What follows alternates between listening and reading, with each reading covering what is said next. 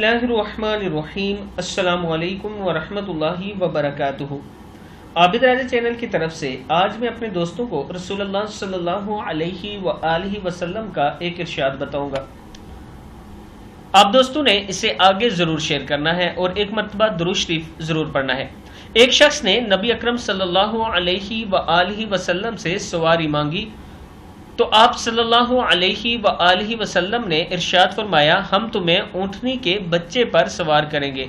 इसने अर्ज की, मैं ऊँटनी के बच्चे का क्या करूँगा? रसूल अकरम सल्लल्लाहु अलैहि वसल्लम ने इरशाद फरमाया, ऊँट को ऊँटनी ही तो जन्म देती है। तिरमिज़ी की हदीस है।